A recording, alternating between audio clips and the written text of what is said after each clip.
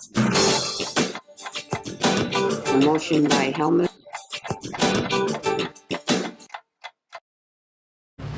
Welcome to Minutes by Minute. I'm Elgin Nichols. And I'm Dave Kenny. And we're here to talk about what goes on in the village, the township. You know, those government people that make laws and regulations that affect you out there. That's right, Elgin. And whether you live in the village of Oxford, the village of Leonard, Oxford Township, or Addison Township, these are the people that you went and elected. And by the way, you'll get that opportunity again on November 6th. November 6th. Don't be late. Just over a week from now. And the committees and the commissions that make decisions that would have affected you, had you attended that meeting, well, actually, it was going to affect you anyhow. Yeah, well, one way or if another. you didn't go to the meeting, you didn't get to say anything about it. So that could be a taxing situation. It could be. And as David said, there's a little bit of humor that kind of bubbles to the top if you don't attend. And the rumor that sinks to the bottom. Right. And the guy that spreads rumors here would be this guy, pretty much. Wait a minute. No, there's nobody hiding behind your chair. I'm looking at you. You're looking at me? I am, excuse me. Let's get on with the meeting, shall we? What rumors do you have? Well, I have a number of rumors here, but I'll pass them on to you. And you Well, thanks a lot. You're welcome. I'll correct you when you're wrong. More than likely, you will do that, yes. Okay, the first meeting we're going to talk about is the Village of Oxford Planning Commission meeting. The second one we're going to try to get to is the North Oakland Transportation Authority, or NOTA, right. Lots of things going on there. And there was also a special meeting last night with the Township of Oxford. We'll talk about that too. It was a short meeting, but some interesting things came out of it. I can see that was breaking news. It was breaking. It was breaking. It just came in. Well, it broke last night, but for us, that's breaking. Right. And folks, if you don't attend these meetings, which we think you should, but if you don't attend the meeting and you want to find out pretty much the gist of what occurred, just tune in to our particular program here, Minutes by Minute, and you'll learn most of the truth as to what went on. Might embellish it a little bit. Well, nothing like taking a story and making it a really good story. Yeah, well, it's got to be interesting, entertaining, right? That's right. We embellish. And No, we don't. All the Yes, we townships do. are very interesting, so I think. There's always interesting things that go on and comments that people make. And a lot of times, these meetings will go on and the people sitting on the board, they'll look out there and they say, where is everybody? There's nobody sitting in the audience. So right. if it happens and they make legislation or they make rules or ordinances, guess whose fault that would be? That's right. Yep. They'll make them anyhow, but you'll get to see what happened by going to Oxford Community Television. Yes. OCCTV.org. Click on programs, and everything's in reverse date order, Voila. laid out before you. There it is. Every meeting, every municipality. It is. Good job. Thank you. This guy that puts it out there pretty much on Big Central. Yeah. But anyway, Village of Oxford, let's talk about that first, and the Planning Commission. Gary Douglas is the chair, and by the way, he does a great job too, I want to say. He's very knowledgeable, very willing to listen to you, the public out there. So if you don't attend, he's rather disappointed, as the other members that sit on this board are. Rose Bema serves on the board. She also is the chairperson for the Zoning Board of Appeals for the village. So she's pretty active. Maureen Helmuth, she's on the board. Of course, everybody knows that she serves on the village council. Gary Deeg is on this board as well. Commission. Right, on this commission. Right. I said board, right? One. Okay. Put on that stack of yellows. We'll talk about it later. Okay. And the newest member is Lori Pilak. And she's doing a pretty good job, too, with this commission. Now, sitting on the side, was Clerk Terry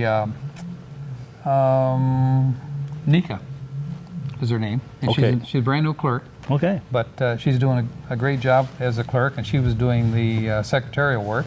And actually, Joe Medor, who's the village manager, was there as well. But he was sitting in the audience in this case, wasn't sitting up at the desk. Really? Mm-hmm. Really. Usually they set up at the desk because they usually have questions to answer. They really do, and actually they threw a few questions at him, and he threw a few more answers back. Wow. So it worked out all right. Sounds like a volley. It was kind of a volley, yes. Two people absent was Curtis, Jack Curtis, and Johnston was also absent, but they were excused. Okay, let's get on with it. Pledge of Allegiance, as always, and the preliminaries, agenda. Actually, they had to move one item around, which they usually sometimes will do, put it in a different position or eliminate it completely off the agenda. This one was moved to another spot in the agenda, and then finally it was approved as far as the minutes were concerned, or the agenda was concerned. Next, I mentioned the minutes. Minutes were the next thing for October 2nd, and there was a correction, a couple of corrections, errors in the minutes. One was concerning a historic transit register statement that was made. Historic transit. Yeah, transit. What's Or that? trust, I'm sorry. I said transit? Yeah, it could be a trust. Historic transit. truck? No, trust. Trust. Yeah, Okay. trust. Yeah, that kind of thing. Well, I went. Not transit trust. Well, I went from transit to truck to trust. Okay. Yeah, there's a few more letters in the alphabet still left that we didn't use, but we could work on that, right? Okay, next. This is where stories go astray. This is where the stories go astray, yes. Astray, that's another word. Add a couple more letters onto that, and we end up with something like, what? We don't want to deal with it. Correspondence. Look around, no correspondence here. So public hearing was the next thing. And the public hearing concerns a special land use permit for 130 Oakdale, and it's for a tasting room. A what? Tasting room for beer. Oh, And it's called One Drop, is the name of the company. not much of a taste. One little drop. Be there with your Sure, tongue. sure, it's not a dram. No, it's one drop. So public comments. There are a lot of people there at this particular meeting. I mean, This it's is packed. this. What road is this? Or what street is it? What street is it? It's on 130 Oakdale. You know where that's at? No. Check it out. Take a note. Oh boy. Next time you come back, need a I map. want to know. Right, we do. We shine it behind us, maybe, or in Yeah. front of us. Probably in front of us would work for you, right? I'll use the laser pointer I don't have right now and go, there it is. Yeah, well, you burned out the camera last time you I used see. it, so that's why you don't have one. Bill Service, who's the manager of the station here, he took it away from you. You don't remember that? They took all my toys. He does, yes. Okay, so public comments that came up. Pastor Mack, he agreed that it was a good fit for the particular village. And If they taste beer, do they also brew it? they brew it, and that's part of it. It's manufacturing. And it's in a manufacturing district or area, Oh. so industrial area. And so it will fit within that area. And actually the building that they're going into, they're going to use that building, but it's been vacant for about 2 or 3 years. Oakdale. By the Is that where Glassby runs into? It does. Okay. Or it runs into Glassby.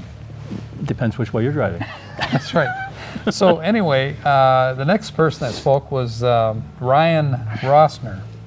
And he owns land east of the particular site that they're talking about. And he was concerned about parking. Is there enough parking there? And also, is there alcohol or hard liquor served at this particular location? And all the answers are going to come back in this particular case. And to let you know, it's going to be a brewing company for beer. They're not going to handle wine or whiskey or any of those kind of things. It's a state licensed arrangement, manufacturing.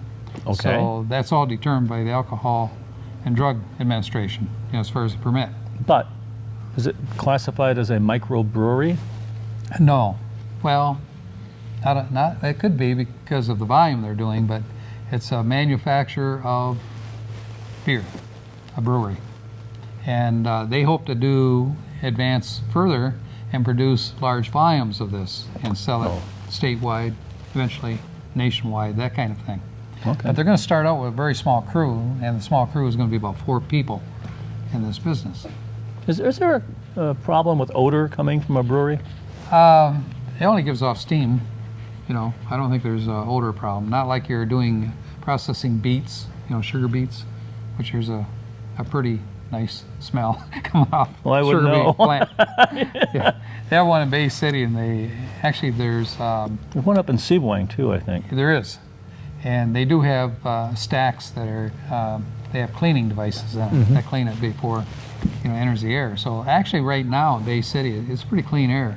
It's putting off steam more than the smell. Well, I'm sure they have to meet the emission requirements of various types. Yeah, That they kind do. of an industry. Well, you know what? That stinks, but we're coming back. We'll be talking more about this when we come back right after this, folks.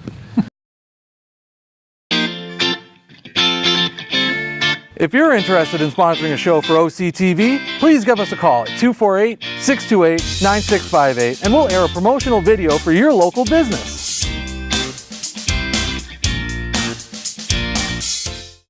Welcome back to Minutes by Minute. I'm Al Janickel. And I'm Dave Kenny. And we are talking about various people that stood up and wanted to be concerned about this One Drop Brewing Company. Manufacturing company. Manufacturing, yeah.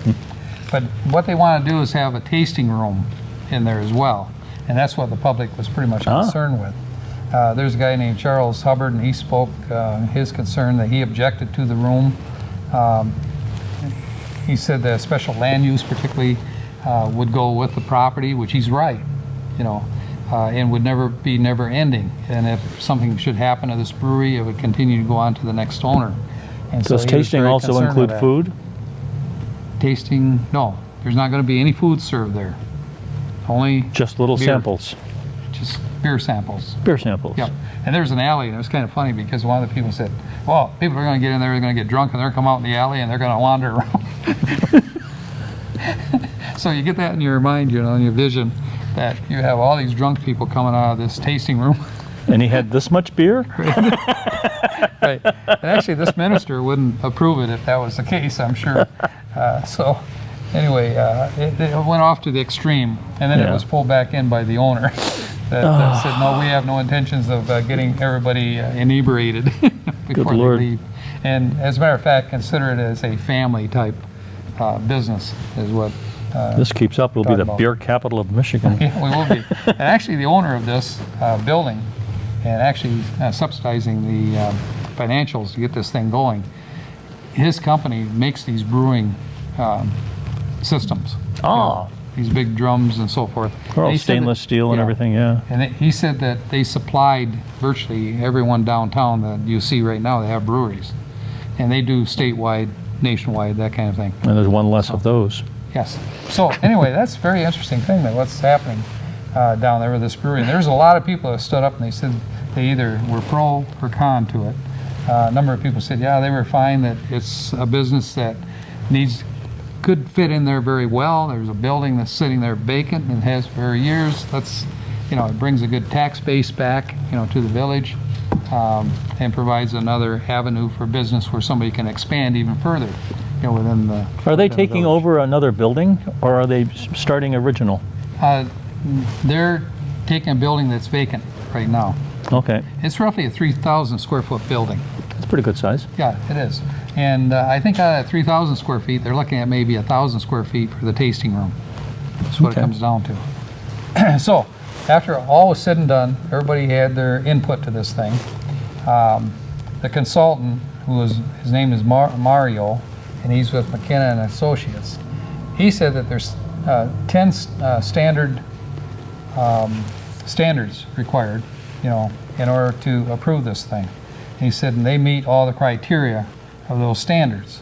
So he pretty much nodded his head that this would be a good fit, you know, for this particular location.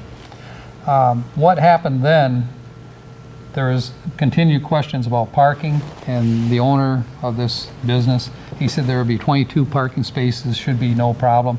The employees will park on one side where there's 4 or 5 locations, I think. Do you see how many employees there would be? There'd be 4 to start with. All right. And then hopefully as they grow, it'll expand and put more people to work. Okay. And that's a good idea, good plan. Chuck Snyder clarified for everybody what the liquor license requirements were. He's very knowledgeable about that kind of thing. It was just added information, you know, to the Planning Commission. Is Chuck part of this deal, or? No, he's just very interested in, you know, what goes on in the community. Okay, He always very good. has been. He's Yeah, he really a is. very strong entrepreneur, very well vested, you know, in Oxford. So he just had some concerns and follows Okay. these things. So good job on Chuck Snyder. He stays up on all this stuff. And very knowledgeable too, by the way, about codes and ordinances. Oh, that yeah, kind of very thing. well spoken. Yes. Okay, so a motion, however, was made to set this aside until the next meeting. And because there is no site plan available. And the No. question about, you know, the resident said there's no site plan. We don't know what it looks like, what the building actually is going to look like when it's finished, what the parking is going to look like. Is there going to be lighting? There's all these questions that came up. So the commission said, well, let's table this. Let's review the site plan, which they said the site plan was available. They just didn't get a chance to review it. And at that time, they'll come back next month and hopefully make a decision based on what they see. All right. Okay? And by the way, the question came up, do you need another hearing for that, being you're postponing this? And the answer is no, you don't have to. So they can just go ahead, review the site plan at that point, as long as, you know, the residents were able to, you know, come to the hearing this time and voice their concerns. The commission will look at those concerns. Okay. And actually, Mr. Douglas, he pointed that out, that he was appreciative of all the people that showed up at this meeting and voiced their interest. So with that, it was set aside. And then the next thing was to date to place, let me see. Oh, they want to know what the date was, you know, for this. And there's kind of a chitter chatter back and forth. Can you say chitter chatter? Chitter chatter. Okay. And they couldn't come to a conclusion as to what the date would be. So actually, the chairman said, let's put it on the website. He said, so that you folks out there, if you would want to attend that meeting, you can do that. All right. So, makes sense. That's what they did. Old business, outdoor sales ordinance. That is one that's been beaten with a stick and run over by a kangaroo several times. But it's back again. Sidewalk sales for non-sidewalk sales? Right. And actually, it came down to Mario, the McCullough and Associates consultant, you know, for the village. He said that there's actually 3 different routes that you can take with this. One is provided a list of definitions, which he did,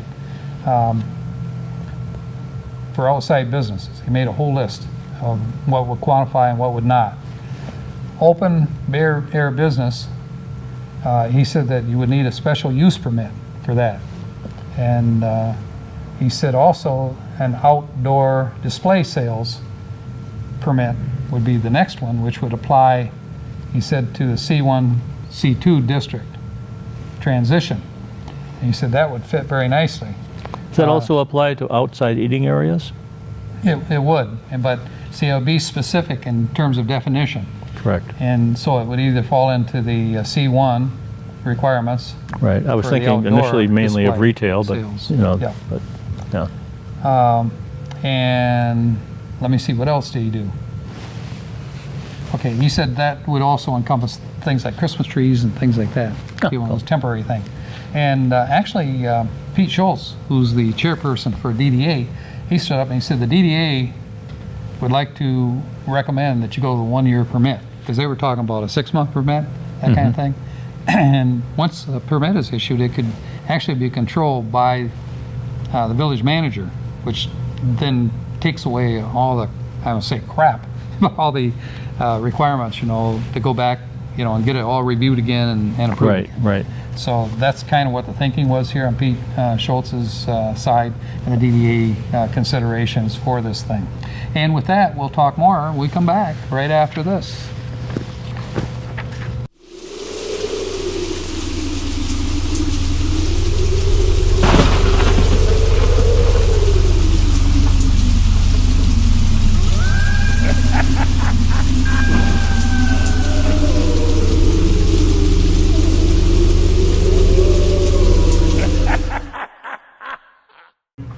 Welcome back, Minutes by Minute. I'm Elgin Nichols. And I'm Dave Kennedy. And we are beaten to death right now, the Village of Oxford How long did that meeting Planning go? Commission meeting. It was a long meeting. I think it's still going on. Oh, well then. It was going on and on and on and on. But there's a lot of things they had to cover. By the way, the last issue we talked about, as far as the outdoor sales, that was also tabled and set aside until November 15th meeting, requiring a public hearing at that point. Okay. So that pretty much wrapped that one up. And it is coming down the pike, though, and they're getting closer all the time. Let's now talk about the North Oakland Transportation Authority, NOTA. Chairman is William Dunn, also supervisor of Oxford Township. Bruce Pearson, supervisor of Addison Township. Margaret Payne is on that board. Joe Young was filling in as an alternate, and he, of course, is the village manager for Orion. Lake Orion. Village, Lake Orion. And Mike Flood serves on that board, and Mike McDonald, who was absent in this particular case. Pledge agenda was approved. Minutes were approved. Look how quick we're going through this one. Directors report rides. They had 31,552 riders So far this year? so far this year. And that overrode 28,537 riders for last year, which brings them to 3,000 more riders this year than last year. That's a lot. That's a lot of people. It is. And so another thing that the director's report indicated, by the way, the director is Lynn Gustafson. I never can spit her last name out. Can you say that? Gustafson. Gustafson. See, he says it well.